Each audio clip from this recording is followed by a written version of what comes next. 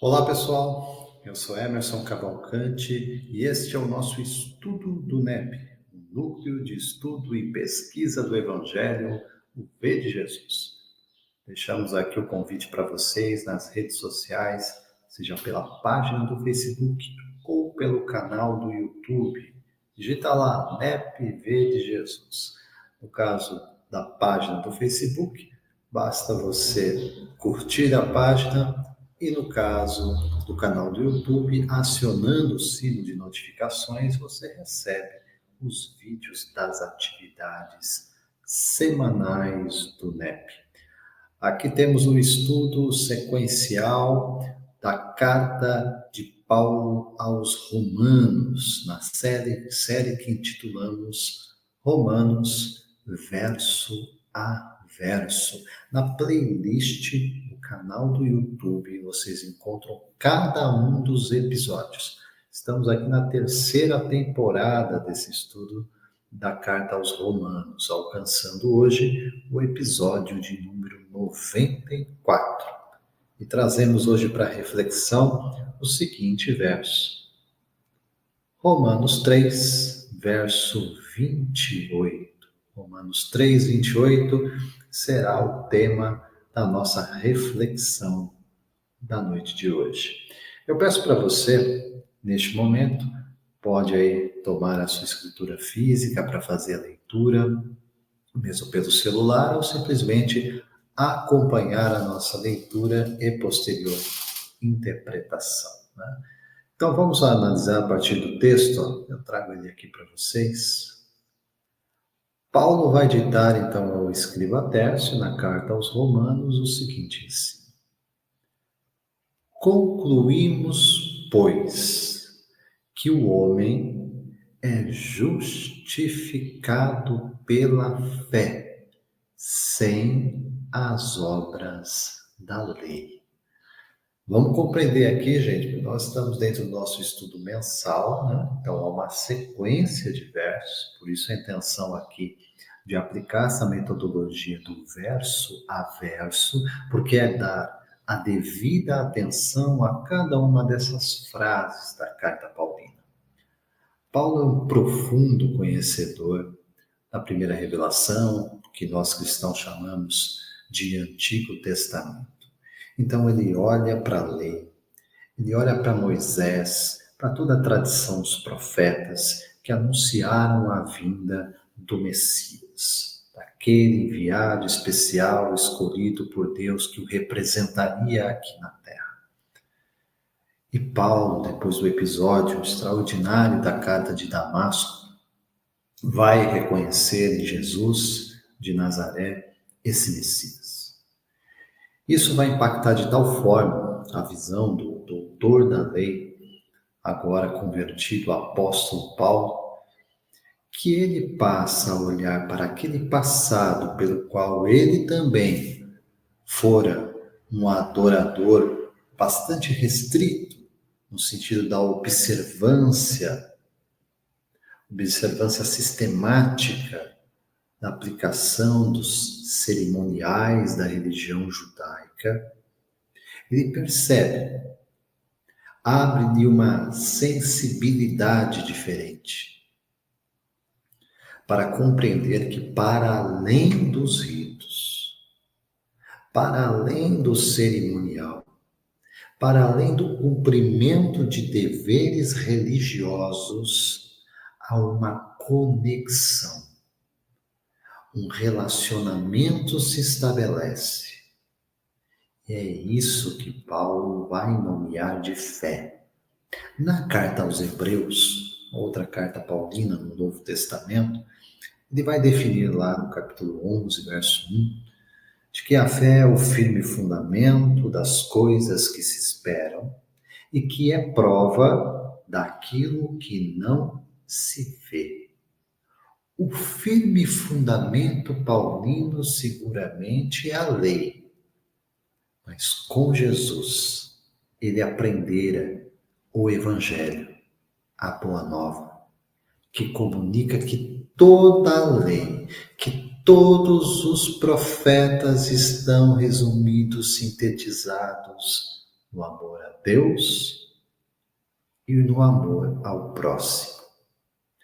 Com esta prioridade do amor a Deus, ele aprende que só é possível vivenciar uma experiência real com o Criador diante do nosso Pai, se de fato nós estendemos essa conexão para a nossa relação com as criaturas, com o próximo, entendendo o próximo aqui como aquele que se aproxima.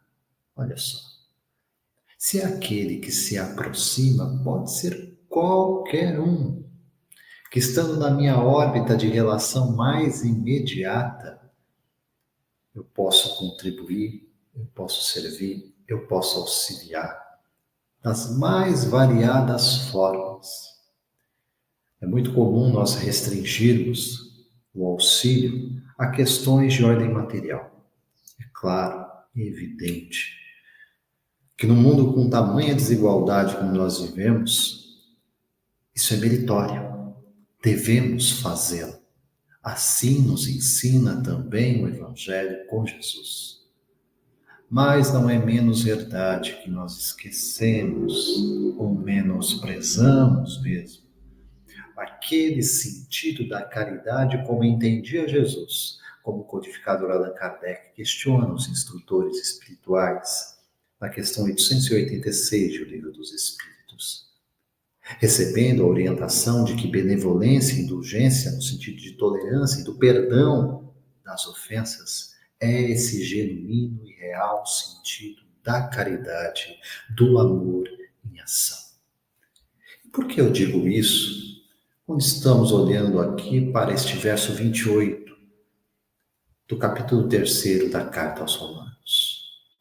Porque esta é a conclusão de Paulo, que o homem é justificado, e esse ajuste diante da lei é uma ação direta de Deus sobre nós.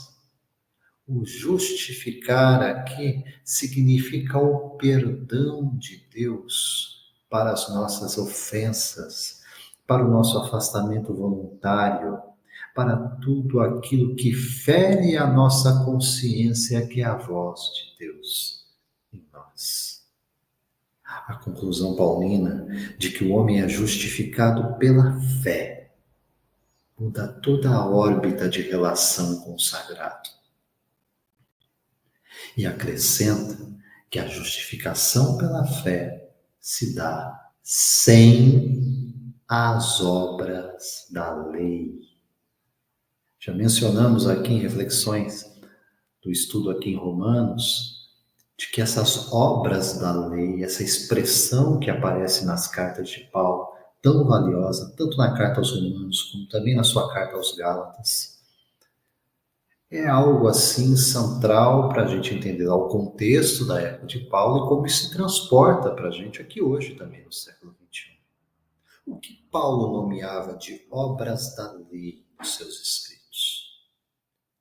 Dentro da religião judaica, haviam as prescrições de ordem cerimonial que deveria ser feito como rito, no sentido de ter uma adoração correta para com Deus. Haviam essas prescrições. Também haviam prescrições de ordem alimentar. O que eu deveria comer, o que eu não deveria comer. Isso também era observado. Fazia parte dos deveres religiosos da religião judaica. E da mesma forma, a guarda do sábado, algo visto como sagrado. Não deveria se fazer qualquer tipo de trabalho que não estivesse relacionado à adoração a Deus no sábado. Aquele, no entanto, que nos ensinara que este mesmo sábado foi feito para o homem, não o homem para o sábado, é o mesmo Jesus que, anunciado a Paulo em Damasco, e compreendido por Paulo a partir daí, como aquela luz que ilumina todo homem que vem sobre a terra, como também ensinaram o apóstolo João, é essa mesma luz que nos faz redimensionar a nossa relação com Deus. Ora, se o homem é justificado pela fé, sem as obras da lei, significa que o cumprimento de determinados ritos, de uma liturgia, é desprezível? Absolutamente não. Aprendemos também na doutrina espírita, no livro terceiro de O Livro dos Espíritos, com Allan Kardec, estudando dentre as leis morais a lei de adoração, que ela é positiva, ela é aceitável, ela é respeitável, sobretudo, a adoração, desde que seja uma oferta de um coração sincero diante do sagrado. Respeitável, mas compreenda, não indispensável. E é isso que Paulo está levando aqui na carta aos Romanos, em um grau de elevadíssima consideração, para dizer assim, mesmo aquele que não pratica as obras da lei, que não cumpre os deveres da religião, mesmo este é justificado, é ajustado diante da lei divina, é perdoado, é posto numa condição de renovação, desde que a base da sua justificação seja a fé. Quão importante é compreender aqui o sentido da fé. Rememorando, não uma fé meramente devocional, não uma fé num conjunto de ritos, de dogmas, de ensinos, não é a adesão a um determinado catecismo religioso. Estamos falando aqui sobre uma fé no sentido da confiança que se estabelece na minha relação com Deus, por intermédio, por mediação de Jesus, o Cristo. Quando este elo se estabelece, Jesus comunica conosco a vontade do Pai e nós comunicamos ao Mestre o nosso comprometimento com a lei divina, aquela mesmo pela qual nós rompemos o equilíbrio da nossa própria vida, da nossa própria existência, decaindo nos males que a imperfeição nos traz.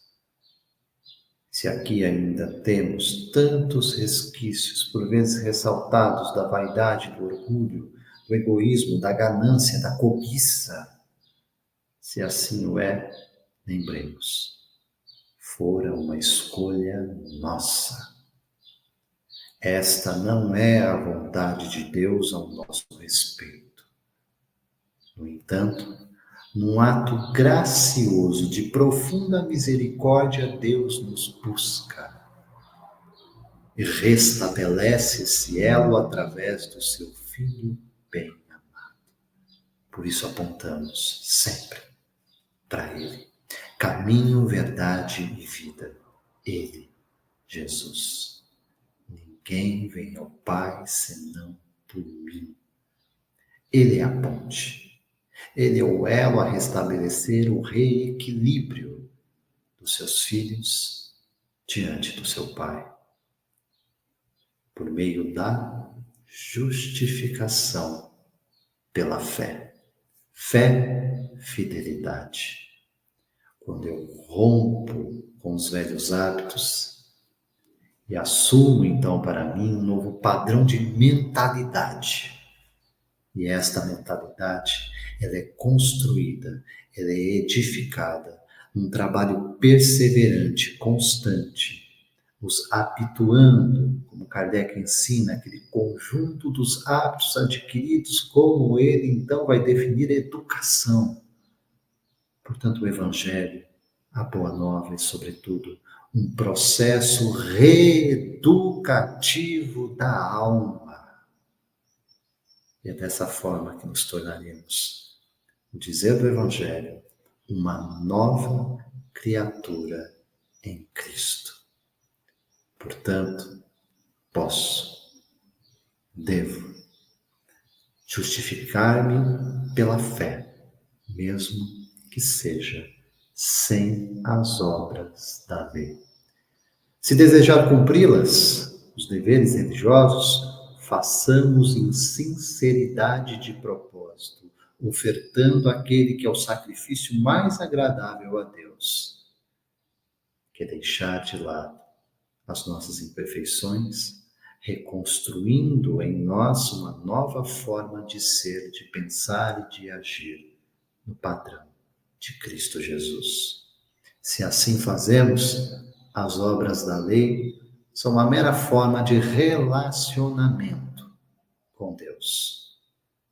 Mas não nos perderemos mais nas formas e nas fórmulas, realmente compreendendo a essência, porque é na essência que Jesus comunica conosco a presença de Deus. Amados, essas foram as nossas reflexões aqui em torno deste capítulo 3º, verso 28 da carta aos Romanos. Deixando para vocês mais uma vez o convite nas redes sociais, página do Facebook ou canal do YouTube, digita lá, NEP de Jesus. E acompanhem conosco, tocando lá o sininho, ativando, recebendo os vídeos das atividades semanais do NEP. Eu sou Emerson Oliveira Cavalcante e deixo aqui os meus votos de paz, de luz, de sabedoria. Que Deus nos abençoe hoje sempre. Até a próxima, gente. Até breve.